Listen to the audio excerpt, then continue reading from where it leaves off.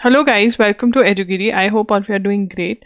एजुगिरी पर हर रोज 6 PM पे द हिंदू का एनालिसिस होता है एंड हम नोट्स भी बनाते हैं और न्यूज़ को समझते भी हैं। चलिए स्टार्ट करते हैं आज का एनालिसिस। अगर एनालिसिस अच्छा लगे तो लाइक कर देना, चैनल को सब्सक्राइब कर देना एंड बेल बटन भी ऑन कर देना। चलिए स्टार्ट करते हैं। फर्स्ट एंड फॉरमोस्ट कहाँ से न्यूज़ है हमारी।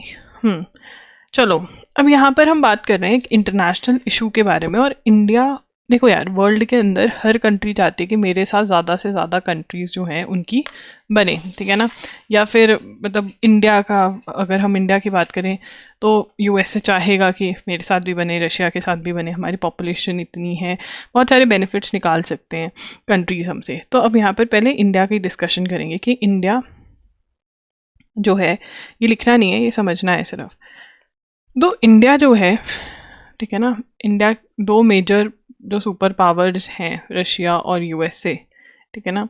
तो यूएसए तो है ही है, रशिया भी, ठीक है ना। तो इंडिया, क्योंकि जब वॉर हुई, जब पिछली वॉर्स हुई हैं जो हमारी पाकिस्तान के साथ, चाइना के साथ, तो हमने देखा कि रशिया कहीं ना कहीं हमारे साथ खड़ा होता है और चाइना तो सरेआम ही पाकिस्तान की वॉर के अंदर पाकिस्तान के साथ जाकर खड़ा हो गया था, ठीक है ना। और अगर हम वैसे भी स्टार्टिंग इंडिपेंडेंस के टाइम से बात करें तो इंडिपेंडेंस के टाइम से ही हम लोग नॉन अलाइंड मूवमेंट फॉलो करते हैं, मतलब ना हम इनकी साइड ना उनकी साइड। बट अगर हम वैसे देखें तो हमारा रशिया के साथ हमें ज़्यादा ट्रस्ट रहता है, क्योंकि जब जब हमें यूएसए की ज़रूरत पड़ी है, यूएसए हमें धोखा ही देकर गया है। तो यूएसए से हम, जब हमें काम पड़ता है और यूएसए को हमसे काम पड़ता है, तब हम यूएसए से बना लेते हैं, बट रशिया हमारा परमानेंट दोस्त रहता है, ठीक है। अब क्या हुआ, अब रशिया और यूक्रेन की लड़ाई चल रही है, तो यूएसए चाहता था कि हम रशिया को बोलें कि अरे तुमने बहुत गलत करा यूक्रेन पे अटैक करके। तो इंडिया कहता भाई मैं नहीं बोलूँगा, ठीक है।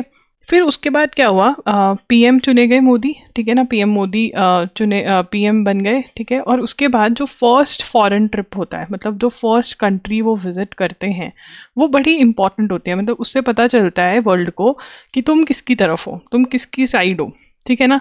अब यहाँ पर जो फर्स्ट फॉरेन ट्रिप था वो रशिया गए, ठीक है ना। पीएम मोदी ने कहाँ विजिट करा, रशिया विजिट किया फर्स्ट फॉरेन ट्रिप में। तो अब ठीक है, फर्स्ट कंट्री वो हुई, जब वो इलेक्ट हुए फर्स्ट कंट्री रशिया बन गई। इससे यूएसए को प्रॉब्लम था, इतना तो चलो यूएसए फिर हजम कर लेता, बट जो दूसरी सबसे बड़ी प्रॉब्लम यूएसए के लिए बनी वो क्या बनी कि टाइमिंग्स, कि जिस टाइम पर पीएम मोदी ने रशिया विजिट किया, वो टाइमिंग वो थे जब नाटो समिट चल रही थी। तो नाटो समिट चल रही थी वॉशिंगटन में, ठीक है ना। उसी टाइम पर पीएम मोदी ने चूज़ किया कि वो रशिया विजिट करेंगे, ठीक है ना। तो अब यहाँ पर यूएसए वालों को बहुत बुरा लगा, क्योंकि जो नाटो की समिट है, ठीक है, वो बहुत इंपॉर्टेंट है, क्योंकि उसी की वजह से तो यूक्रेन के साथ लड़ाई हो रही है। यूक्रेन कह रहा है मुझे नाटो ज्वाइन करना है, रशिया कह रहा है कि मैं करने नहीं दूंगा। नाटो जो है उसके अंदर वेस्टर्न पावर्स हैं, मतलब यूएसए, यूरोपियन कंट्रीज जो हैं वो इसके मेंबर्स हैं, ठीक है ना। तो पीएम मोदी को बोला भी गया, इंडिया को बोला भी गया कि आप जो है टाइमिंग, आपको विजिट करना है रशिया, आप करिए, बट टाइमिंग्स चेंज कर लीजिए। हमने टाइमिंग्स चेंज नहीं करी। तो ये आर्टिकल उसी के ऊपर है कि हमने वर्ल्ड को दिखा दिया कि हम रशिया के साथ हैं, और मतलब हम रशिया के साथ हैं, मतलब रशिया को हम हमारे दोस्त ही है रशिया। क्योंकि बीच में ये भी बात उठी थी कि हम रशिया के दोस्त नहीं रहे, हम यूएसए के दोस्त हैं। अब यूएसए क्या कह रहा है कि अगर कल को इंडिया चाइना की वॉर लगती है ना, तो जो रशिया है वो इंडिया का साइड नहीं लेगा, वो चाइना का साइड लेगा, ठीक है ना। तो ये बात है। तो आगे चलते हैं, अब इसको रीडिंग करेंगे, इससे जो मैंने बैकड्रॉप दिया है आपको समझ में आ जाएगा। On July 11, 2024, 2 days after Prime Minister Narendra Modi had concluded his first visit to Moscow since Russia invaded Ukraine on February 24, 2022, Eric Gressity, the United States ambassador to India, said, "In times of conflict, there is no such timing as strategic autonomy. We will, in crisis moments, need to know each other." अब यहाँ पर, ठीक है, इन्होंने एक term use करी है, ये भी समझ लेते हैं, स्ट्रैटेजिक ऑटोनॉमी। स्ट्रैटेजिक ऑटोनॉमी का मतलब क्या होता है? देखो यार, सबसे पहले आपको समझना पड़ेगा ऑटोनॉमी का मतलब क्या होता है? इंडिपेंडेंस, आज़ादी, ठीक है ना। अब स्ट्रैटेजिक इंडिपेंडेंस का मतलब है कि एज अ कंट्री आपके पास कितना पावर है, कितना इंडिपेंडेंस है टू टेक डिसीजंस, ठीक है ना। अगर आपको कोई कंट्री फोर्स कर रहा है, जैसे यहाँ पर यूएसए हमें फोर्स कर रहा था कि हमारे प्राइम मिनिस्टर जो हैं वो नाटो समिट के टाइम पे रशिया ना विजिट करें, हमने कहा हम तो करेंगे। ठीक है, यूक्रेन रशिया की वॉर स्टार्ट हुई तो हमें यूएसए ने बोला, वर्ल्ड पावर्स ने बोला कि आप रशिया से ऑयल मत खरीदो। हमने बोला हम तो खरीदेंगे क्योंकि हमारे देश के लिए बेनिफिट है। तो हम जो है स्ट्रैटेजिक इकोनॉमी का मतलब क्या होता है, हम वो डिसीजंस ले जो हमारे देश के लिए बेनिफिट है, जो हमारे लिए बेनिफिट है, ना कि किसी और कंट्री के लिए नहीं, या फिर कोई और कंट्री जो चाह रही है हम वो ना करें, हम वो करें जो हमारी कंट्री के लिए बेनिफिट है। That is what is strategic autonomy. तो यहाँ पर जो एरिक ग्रेसिटी हैं, जो एम्बेसडर हैं यूएसए के इंडिया को, उन्होंने बोला कि इस टाइम पे आप स्ट्रैटेजिक ऑटोनॉमी का रोना नहीं रो सकते हो, क्योंकि इस टाइम पर क्राइसिस का टाइम चल रहा है, क्योंकि यूक्रेन रशिया वॉर चल रही है, तो आपको हमारा साथ देना चाहिए था, ऐसा बोल रहे हैं। तो स्ट्रैटेजिक ऑटोनॉमी की बात हुई, एरिक ग्रेसिटी की बात हुई। उसके बाद when Mr. Modi was in Russia on the eve of that NATO summit in Washington, the Joe Biden administration had expressed its concerns publicly. We have expressed those concerns privately. अब यहाँ पर इन्होंने बोला कि हमने पब्लिकली और privately अपने concerns, कि आप नाटो समिट के टाइम पे रशिया जा रहे हो, ये हमने पब्लिकली और प्राइवेटली अपने कंसर्न्स कि हम इस चीज़ से खुश नहीं हैं, ये हमने बिल्कुल बताया था। ठीक है, directly to the Indian government and continue to do so. वो कह रहे हैं कि हम ये बोली जा रहे हैं बार बार इंडिया को। President Joe Biden, National Security Advisor Jake Sullivan joined the debate on July 13 by telling MSNBC that a bet on Russia as a long-term reliable partner is not a good bet. अब यहाँ पर USA वाले कह रहे हैं कि देखो, अगर तुम्हारी चाइना के साथ छिड़ गई ना तो तुम्हारा मदद रशिया करने नहीं आएगा। बट इंडिया जो है, हमेशा जब भी कुछ हुआ है रशिया ने हमारा साथ दिया है। ठीक है ना, जब भी कुछ हुआ है रशिया ने हमारा साथ दिया है और यूएसए ने नहीं दिया। ठीक है ना, तो ये बात हमें याद रखनी है। बट यूएसए वाले कह रहे हैं कि इस बार देखना। ठीक है, there were reports in the US media that US officials had asked New Delhi to postpone mister Modi's Moscow visit as a NATO summit was to begin on July 9, but India decided to go ahead with the plan. ठीक है, तो उन्होंने कहा हमने रोका था but ये नहीं रुके। अब यहाँ से हमें क्या क्या पॉइंटर्स नोट करने हैं, ये इंपॉर्टेंट है। ये सारा तो हमने समझ लिया, ठीक है ना, तो हम नोट कर लेंगे। तो यहाँ से जो हमको नोट करना है वो ये करना है, सबसे पहले Indian PM visited Russia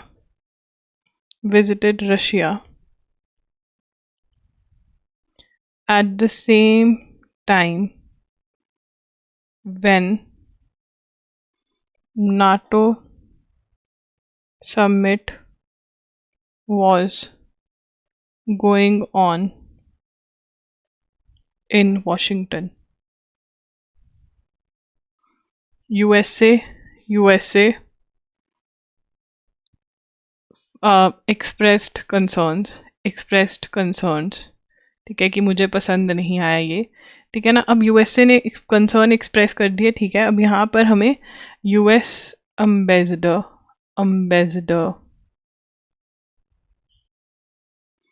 to India, ये नाम हमको याद रखना है, एरिक गैरसेठी। ठीक है ना, सेठी जो है बहुत गैर है, एरिक। ठीक है, अब जो नाटो की फुल फॉर्म है ये पता होना चाहिए आपको, that is North Atlantic Treaty Organization. अब यहाँ पे अगर ये कह रहे होंगे कि तुम बताओ, क्या पता रशिया कह रहा हो कि इसी टाइम पे आई हो, अगर तू मेरा पक्का दोस्त है भाई। ठीक है, तो यहाँ पर यूएसए वाले कहने देखना वो तुम्हारा साथ नहीं देगा अगर तुम्हारी लड़ाई वड़ाई लग गई यूएसए चाइना के साथ।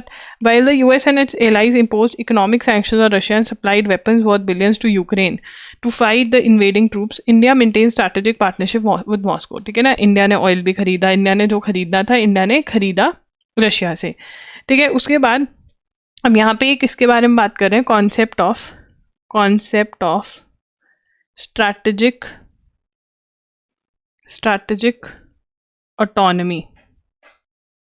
स्ट्रैटेजिक ऑटोनॉमी मतलब इंडिपेंडेंस। ठीक है ना, अब स्ट्रैटेजिक ऑटोनॉमी का मतलब लिख लेते हैं हम बस। ठीक है ना, स्ट्रैटेजिक ऑटोनॉमी का मतलब होता है countries concept that countries should be able to make decisions that best serve their national interests, irrespective of pulls and pushes from other parties. इसका मतलब क्या है कि हम अपने डिसीजन अपने हिसाब से ले सके, जो हमारे बेस्ट सर्व हमें करता है वो करें, चाहे कोई कुछ भी कहे। उसको हम क्या कहते हैं? Strategic autonomy. ठीक है ना, ये टर्म है स्ट्रैटेजिक ऑटोनॉमी का। और जो एरिक गैरसिटी है वो क्या कह रहे हैं कि ये टाइम स्ट्रैटेजिक ऑटोनॉमी चलाने का नहीं है, क्योंकि क्राइसिस की मोमेंट चल रही है, क्योंकि यूक्रेन रशिया वॉर चल रही है, तो ये मोमेंट ऑफ क्राइसिस है। ठीक है ना, तो इंडिया को अपना नहीं सोचना चाहिए, इंडिया को दूसरों का सोचना चाहिए। बट नॉन अलाइनमेंट हमारा हमेशा नॉन अलाइनमेंट रहा है। अब यहाँ पे ना पोलराइजेशन और ये सब यूज करते हैं, बाइपोलर। बाइपोलर का मतलब क्या होता है? बाइपोलर, देखो यार, बाइपोलर का मतलब होता है जब दो वर्ल्ड में पावर्स हो। ठीक है ना, दो वर्ल्ड पावर्स हो, तो दो वर्ल्ड पावर्स अगर हम बात करें तो यूएस से रशिया रही है बहुत टाइम तक, और हम इस ग्रुप का पार्ट नहीं रहे। हमने नाम नॉन अलाइंड मूवमेंट ही स्टार्ट कर दी थी जवाहरलाल नेहरू ने, कि हम किसी की ग्रुप में नहीं है, हम अपने देश का भला सोचेंगे। अब जो वर्ल्ड है वो मल्टीपोलर होता जा रहा है। मल्टीपोलर का मतलब क्या होता है? मल्टीपोलर मतलब मल्टीपल पावर्स हैं। ठीक है ना, यूएसए भी है, वो कहते हैं मैं पावरफुल हूँ, रशिया भी कहते हैं मैं पावरफुल हूँ, चाइना भी उभर कर आ रहा है, दूसरी कंट्रीज भी कह रही है, तो मल्टीपोलर हो गया वर्ल्ड, मतलब मल्टी पावर्स हो गई हैं।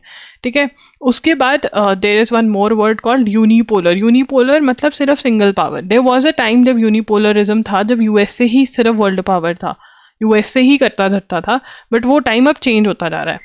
उसके बाद आगे चलेंगे, the bill tabled by Maharashtra government. अब यहाँ पर जो अर्बन नक्सलिज्म वाला हमने कल पढ़ा था उसके बारे में बात कर रहे हैं, और यहाँ पे एडिटर ने अपनी ओपिनियन यहाँ पे बोला है कि ये बिल्कुल अनकॉन्स्टिट्यूशनल है, ये बिल्कुल गलत है, ये ओपिनियन है। ठीक है ना, ये ओपिनियन है। अर्बन नक्सल वाला जो हमने कल किया था, इसके अंदर सबसे बड़ी पावर जो है, the most serious provision that allow for declaring organisation unlawful and make it an offence to be a member.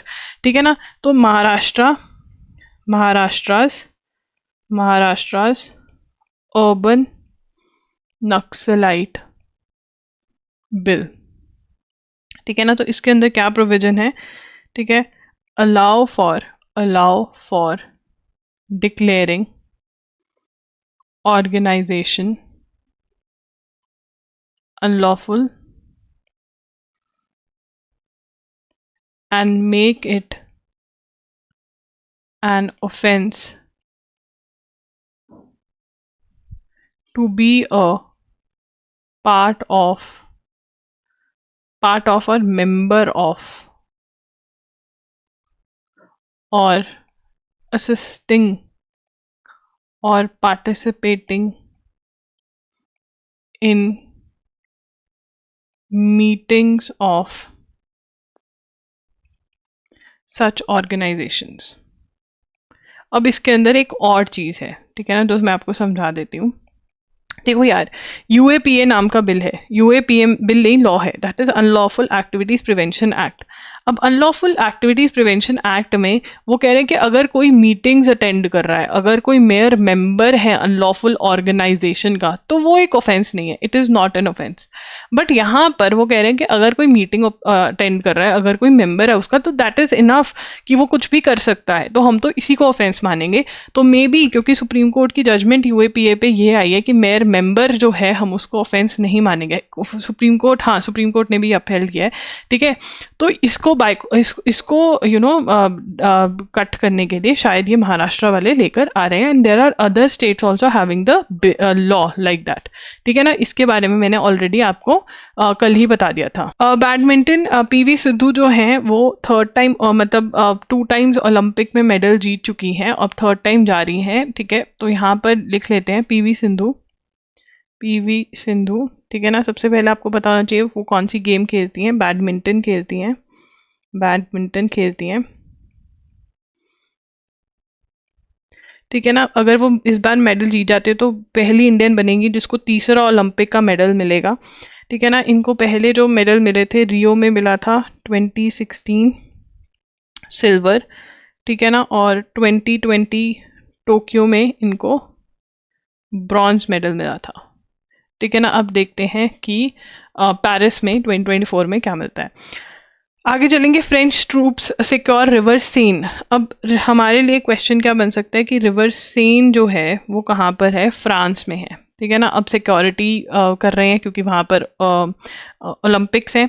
French soldiers and police are being deployed both in and along the river Seine to make it safe during the grandiose opening ceremony of the Paris Olympics when thousands of Olympics will sail down the river at sunset towards Eiffel tower. तो यहाँ पे ये opening कैसे कर रहे हैं, ठीक है। Athletes will sail down the river at sunset toward the Eiffel Tower। ठीक है ना। तो ये आईफिल टावर की तरफ जाएंगे। The unprecedented decision to use a 6 kilometre stretch to Seine as a spectacular stage for the July 26 ceremony. तो ये वहाँ पर मतलब ओपनिंग करेंगे इस रिवर पे। तो सेन रिवर जो है वो फ्रांस में है। ठीक है। Broad unveils the pavilion and named after him at Trent Bridge. तो यहाँ पर England pace legend Stuart Broad unveiled pavilion end. तो पेविलियन को नाम दिया गया इनके पीछे। तो यहाँ पर हमें पता होना चाहिए कि स्टुअर्ट ब्रॉड जो है वो इंग्लैंड के क्रिकेटर हैं। इंग्लैंड इंग्लैंड क्रिकेटर इंग्लैंड के क्रिकेटर हैं और उनके नाम पे पवेलियन है, पवेलियन नेम्ड।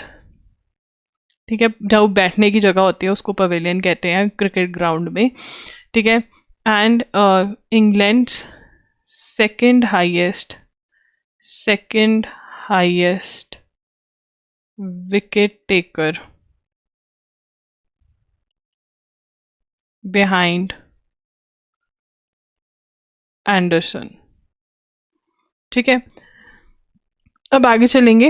अब देखिए यहाँ पर अल अक्सा मॉस्क जो है, जो साइट है अल अस्का साइट जो है, इजरायली मिनिस्ट्री जो है उन्होंने विजिट करी है रिस्किंग ट्रू स्टॉक्स। अब इसको दोबारा से पढ़ते हैं हम सारा। Israeli minister visits Al Aqsa site risking Gaza true stocks। अब यहाँ पे दो चीज़ें हमें ये बता रहे हैं कि एक तो इसराइल के मिनिस्टर ने, ठीक है, अल अस्का की जो साइट है, ये नोट मत करना, अल अक्सा की साइट जो है वो विजिट करी। ठीक है। और इससे क्या हो सकता है, इसका इफेक्ट क्या हो सकता है कि जो गाजा की जो ट्रू स्टॉक्स चल रही हैं, ठीक है ना, उस पर दिक्कत आ सकती है। अब गाजा की ट्रू स्टॉक्स क्या है? ट्रू स्टॉक्स मतलब agreement to stop fighting, agreement to stop fighting. ठीक है ना। अब इसकी बात चल रही है, कहाँ पर बात चल रही है? कायरो में, इजिप्ट में बात चल रही है कि लड़ाई बंद हो सकती है। लड़ाई कौन सी चल रही है? जो हमास और इसराइल के बीच में चल रही है। ठीक है ना। गाजा के अंदर जो हमास और इसराइल के बीच में लड़ाई चल रही है उसको बंद करने की बात चल रही है। और क्योंकि वो अल अक्सा साइड विजिट कर रहे हैं, ये हिंडर कर सकते हैं इन बातों को। अब पढ़ते हैं। Israel's far-right national security minister visited Jerusalem's most sensitive holy site on Thursday, a move that could disrupt the delicate Gaza ceasefire talks. अब सीज फायर का मतलब क्या होता है? Stop firing. लड़ाई क्यों हो रही है? क्योंकि फायरिंग चल रही है, तो स्टॉप फायरिंग। सीज फायर और ट्रूस का मतलब एक ही होता है। इतामार जो बेंजीवीर है, and internationalist settler leader, said he had gone up to the contested Jerusalem hilltop compound of al Aqsa mosque to pray for the return of hostages. अब जो ये अल अक्सा की साइट है, जो जूस हैं वो कहते हैं ये जूस के लिए भी इंपॉर्टेंट है और मुस्लिम्स के लिए भी इंपॉर्टेंट है। ठीक है ना। The site is revered by Jews as a temple mount and by Muslims as Haram al Sharif, a holy site and important national symbol. तो ये जूस और मुस्लिम्स दोनों के लिए ही बहुत ज़्यादा इम्पॉर्टेंट है। तो यहाँ पर अब हम ये समझेंगे, अब हम लिखेंगे, ये लिखना है अब आपको। ठीक है ना। Israel's national security minister visits अल अक्सा साइट। ठीक है ना। अब सबसे पहले मिनिस्टर का नाम, ठीक है, इतामार बेंजीवीर। ठीक है जी। उसके बाद यहाँ पर अब अल अक्सा साइट के बारे में बात करते हैं। अल अक्सा साइट के बारे में बात करते हैं। तो अगर हम अल अक्सा साइट के बारे में बात करें तो ये क्या है, साइट यूज रेवर एज, क्या कहते हैं, temple mount,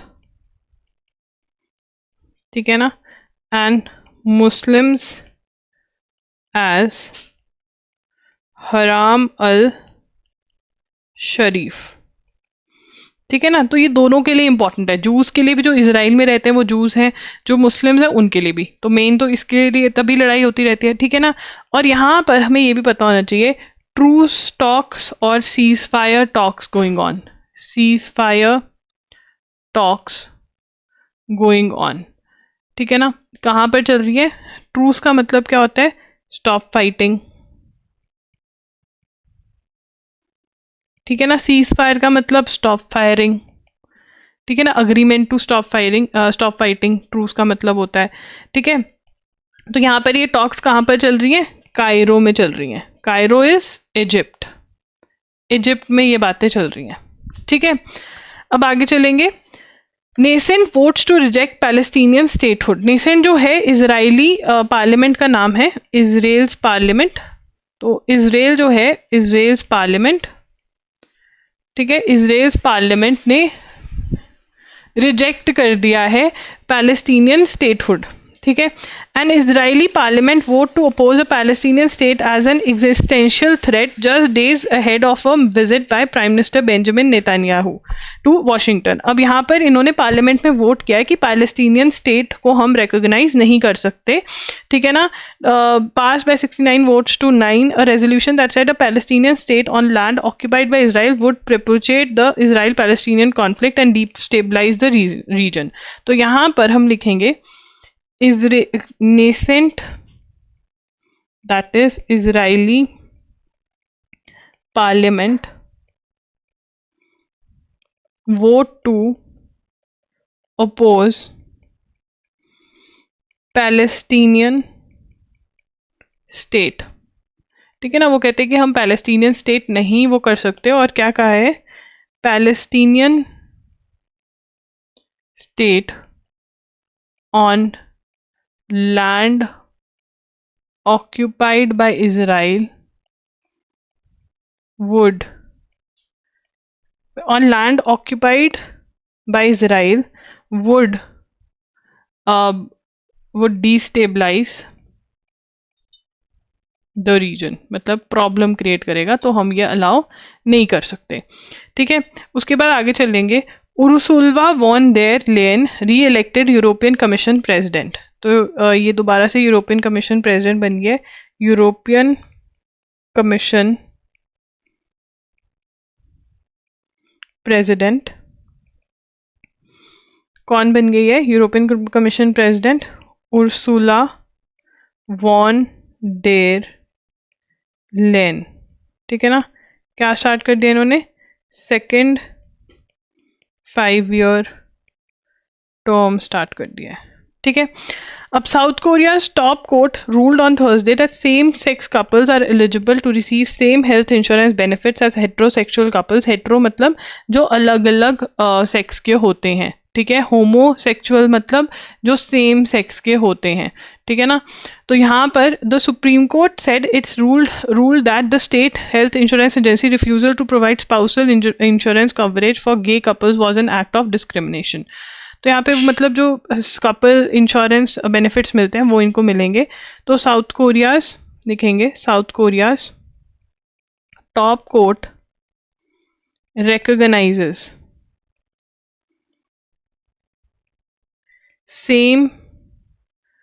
some rights of or recognizes some rights। अब ये some rights कौन से? some rights for same sex couples, ठीक है ना। अब इसमें some right में कौन सी है? इंश्योरेंस राइट, ठीक है ना। इसके अंदर क्या है? एलिजिबल टू रिसीव लिखेंगे, eligible to receive same health insurance benefits as heterosexual couples. उसके बाद Michael Travis Leake, a former US paratrooper and rock मिशन musician detained in Russia more than a year ago on drugs charges, was on Thursday sentenced 13 years in jail. Moscow's court service said. Moscow's Kamovenichiste court convicted him of offenses. Convicted का मतलब proven guilty.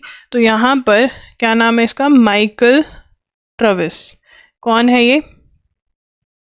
US paratrooper, military से US paratrooper, ठीक है ना. Russian court convicted him of offenses related to drugs. Convicted मतलब proven guilty, मतलब कि हाँ उसी ने ऑफेंस किया है. उसके बाद 2 नए जजेस आ गए हैं, ठीक है ना. जो उनमें से जस्टिस सिंह है वो फर्स्ट सुप्रीम कोर्ट जज हैं जो मणिपुर से आते हैं. This is very very important, ये हमने नोट ऑलरेडी कर लिया था. और 34 की स्ट्रेंथ है सुप्रीम कोर्ट की, वो भी पूरी होती है इन जजेस से, ठीक है ना. तो यहाँ पर union home minister launched toll free, मतलब कॉल करने का पैसा नहीं लगेगा, launched a toll free number, helpline क्या है? 1933, ठीक है. फॉर ड्रग्स रिलेटेड ठीक है. अब इसके अंदर क्या नाम है इसका? कॉल्ड मनस की फुल फॉर्म क्या है? दैट इज मादक पदार्थ निषेध असूचना केंद्र, ठीक है. मानस वेब पोर्टल ही क्या है? वेब पोर्टल मोबाइल ऐप है.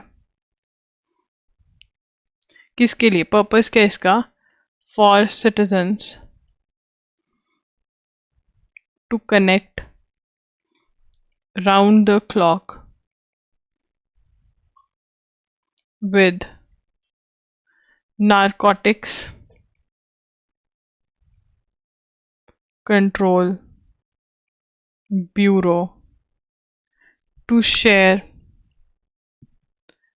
anonymous information, मतलब secret information on drug peddling या कुछ ऑन ड्रग पेडलिंग या और कंसल्टेशन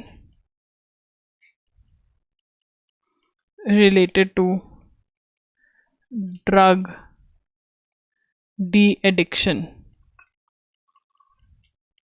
ठीक है ना. तो यहाँ पर आप बता भी सकते हो कि भाई यहाँ पर ये ड्रग स्मगलिंग हो रही है, कुछ हो रहा है और ये है. तो दिस इज, ऐसे वाले क्वेश्चन बहुत आते हैं, तो ये 100% वाला क्वेश्चन है, इम्पॉर्टेंट. उसके बाद इंडिया वॉन्ट्स इट्स सिटीजन्स इन बांग्लादेश में क्या चल रहा है? वहाँ पर जॉब रिजर्वेशन दे दी है, कोटा दे दिया है, ठीक है ना. आर्मी वाले या जो मतलब देश के लिए शहीद हुए थे उनको लोग कह रहे हैं कि नहीं दे सकते. बांग्लादेश में ये प्रोटेस्ट चल रहे हैं, पहले भी बात कर चुके हैं इसका. The 16 finance commission headed by former NITI Aayog vice chairman Arvind Panagariya. Now this is very very important. तो फाइनेंस कमीशन हेडिंग डालेंगे, फाइनेंस कमीशन, ठीक है ना. कौन हेड कर रहा है? कल ही मैंने बताया था कि फाइनेंस कमीशन क्या करता है. अभी ये 16th फाइनेंस कमीशन है. 16th एफसी जो है वो बैठ चुकी है, ठीक है ना. 15th एफसी जो है हेडेड बाय अरविंद पानागरिया, ठीक है ना. Who is farmer NITI Aayog vice chairman, NITI Aayog के वाइस चेयरमैन है, ठीक है ना. अब यहाँ पर फाइनेंस कमीशन का कॉम्पोजिशन क्या है, मतलब कौन कौन है? कॉम्पोजिशन इज, ठीक है, 4+1 का है. 1 is the chairperson equals to 5 members हैं इसके अंदर, ठीक है ना. Expected to submit recommendation, valid for 5 years। ये वैलिडिटी क्या है इसकी, valid for 5 years starting from 1 April। इसकी जो रिकमेंडेशंस हैं ये लिखेंगे, रिकमेंडेशंस जो हैं that are valid for 5 years, every 5 years constitute किया जाता है, ठीक है ना। तो फाइनेंस कमीशन के बारे में अगर बात करें, it is a constitutional body, ठीक है, is a constitutional body. Constitutional body मतलब कॉन्स्टिट्यूशन कहते हैं कि भाई ये होना चाहिए, कॉन्स्टिट्यूशन में मेंशन है, that recommends how tax revenues collected by central government should be distributed among center and various states। तो ये तो हमने कल भी समझा था कि कैसे स्टेट्स के बीच में और सेंटर, पहले सेंटर और स्टेट के बीच में डिस्ट्रीब्यूशन होगी और फिर अमंग द स्टेट्स कैसे डिस्ट्रीब्यूशन होगी, ये बताया जाता है। अब यहाँ पर एक और चीज़ बताई जा रही है, that centre is not legally bound, ये बहुत इंपॉर्टेंट है, centre is not legally bound to implement the suggestions made by finance commission, ठीक है ना। तो फाइनेंस कमीशन जो कहता है सेंटर बाउंड नहीं है, सेंटर की मर्जी है वो इम्प्लीमेंट करे, जैसे बोला है जैसे नहीं करे, ठीक है ना। और जो कमीशन है, commission is reconstituted every 5 years and usually, ठीक है, बस एवरी 5 years ये बनता है, ठीक है ना। तो ये सारे पॉइंट्स इंपॉर्टेंट है, इसमें से क्वेश्चन आ सकता है। 16 फाइनेंस कमीशन चल रहा है। तो Assam government has asked the border wing of the states police not to forward cases of non Muslims who entered India illegally before 2014 to foreigners tribunals. अब पहले हम ये लिख लेंगे, Assam government asked state police to not forward cases of non-Muslims